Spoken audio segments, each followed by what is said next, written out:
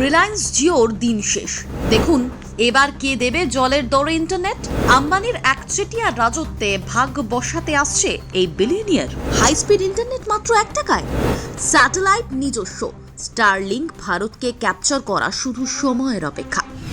বিশ্বের সব থেকে সস্তা ইন্টারনেট ও ব্রডব্যান্ড পরিষেবা পাওয়া যায় আমাদের দেশে, ভারতেই, যে মার্কেটকে তিলে তিলে নিজের মতো করে সাজিয়ে নিয়েছেন আম্বানি। কিন্তু সময় বলছে সুখের দিন শেষ হয়ে এলো বোধহয়, কারণ ভারতে ইন্টারনেট জগতে বাজার কাঁপাতে আসছে স্টারলিংক।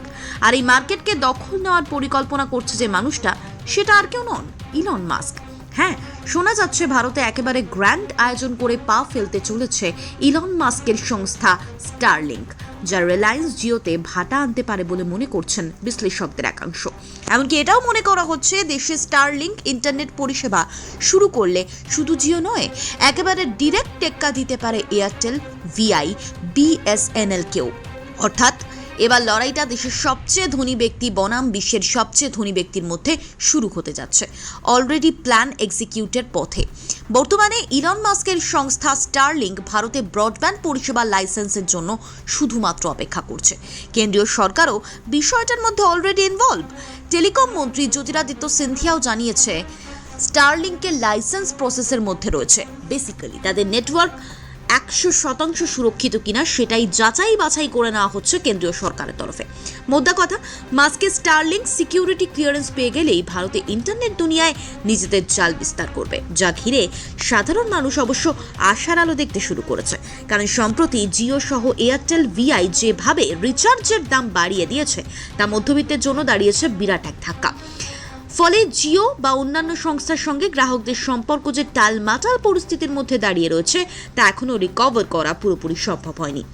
সেই সিচুয়েশনে দাঁড়িয়ে স্টারলিংক ভারতের মানুষকে দেখাচ্ছে নতুন স্বপ্ন, ঠিক যখন জিও প্রথম মার্কেটে এসেছিল সেই সময়ের মতো। আসলে আজ নয়, ইলন মাস্কের স্টারলিংক কয়েক বছর ধরেই ভারতের এই ইন্টারনেট বাজারে প্রবেশ করার চেষ্টা করছে। অবশেষে সেই চেষ্টাই যেন সফল হচ্ছে। যখন গত মাসে কেন্দ্রীয় সরকারের তরফে জানানো হয় যে স্যাটেলাইট ব্রডব্যান্ডের জন্য নিলাম হবে না, বরং প্রশাসনের তরফেই এই স্পেকট্রাম দেওয়া হবে, এই সুযোগেরই যেন অপেক্ষায় ছিলেন ইলন মাস্ক। কিন্তু আম্বানি চেয়েছিলেন অন্য কিছু। রিলায়েন্সের মালিক মুকেশ আম্বানি চেয়েছিলেন স্পেকট্রামের নিলাম হোক। সেটা যখন হলো না, তখনই ভারতে ঢোকার প্রসেস আরও জোরদার হলো স্টারলিংকের। এই সংস্থার একটা বড় বেনিফিট হলো নিজস্ব স্টারলাইটের মাধ্যমে ইন্টারনেট পরিষেবা দেয় স্টারলিংক। কিন্তু প্রশ্ন হলো, ভারতে ঢুকতে জায়গা করা এতটাই কি সহজ হবে ইলন মাস্কের জন্য? ভুলে গেলে তো চলবে না, ভারতের ব্রডব্যান্ডের বাজারের বড় অংশ রিলায়েন্স জিওর অধীনে।